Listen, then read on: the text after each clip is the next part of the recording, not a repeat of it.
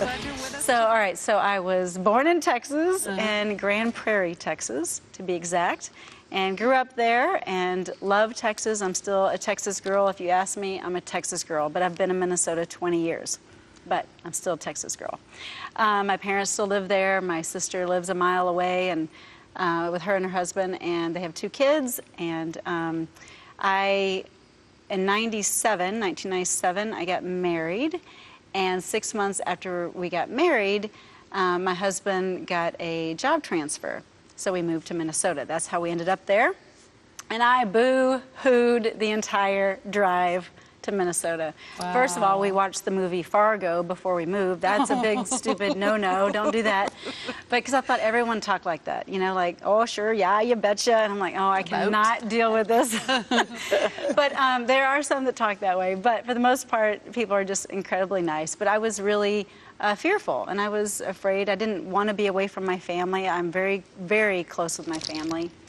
And anyway, we moved, and I didn't have any friends, didn't know anyone, and just really had a lot of resentment. Resentment and anger because of the move. Now, I understand that now. Back then, I didn't know what was causing just this tension and this kind of strife in the marriage, and me finding friends that were going off doing other things and having fun and doing things I shouldn't have been doing. And so just really didn't understand that I was angry and resentful.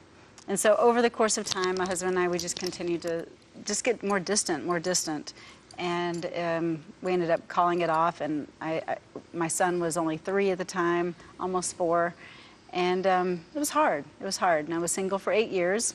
But during the course of 8 years, I was still doing my thing. You know, going out, having fun with friends, and trying to just dismiss reality, right? Covered it up with alcohol a lot of times. And yeah, see, it's hard to talk about because that's not who I am as a person, so it's hard.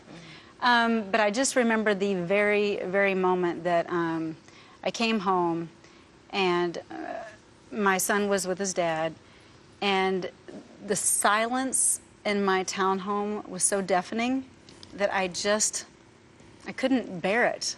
I don't even know how to explain it, except for the silence was deafening. And I was on my way up the stairs, and I just fell to my knees, and I cried out to the Lord. And I just cried, and I cried, and I couldn't get up. I actually literally crawled up to my bed, and I laid in my bed for 3 days. I'm going to go there. I'm going to share it all because it's ugly, and it's real, and there's nothing I can do about it. It's what it is. But vomit in my bed, 3 days. I didn't eat. I didn't drink. I mean, maybe I had a couple sips of water when I went to the bathroom or something. I had a little puppy at the time. I threw food on the floor for her. Didn't let her out, if you can imagine, for 3 days. Guys, it was ugly. It was really, really ugly. And so I really just wanted to go away. Yeah. No, it runs in my family. I'd never dealt with depression. I didn't understand it. I was always happy-go-lucky. I just didn't understand the concept. And the one and only time I've ever audibly heard the voice of God was when I was in my depression. And I heard in my room, like I thought there was a man in my room. And all I heard was, "Get up." And I thought, well, that's weird. There's nobody here but me. And so I rolled back over. My parents have been trying to call me. People have been trying to call me, just ignoring it. And I heard it again. "Get up." And my eyes popped open, and I thought, oh my gosh, that is the voice of God. And I got out of bed, I got on my knees, and as I am praying, He said, I have created you for so much more. That's what I felt in my spirit. The only words I heard were, "Get up." Do you know that I cleaned up that dog stuff while I was singing and praising to God? I mean, it was amazing, you guys. And it's so weird to even talk about how ugly and beautiful it was at the same time. But God heals and He restores.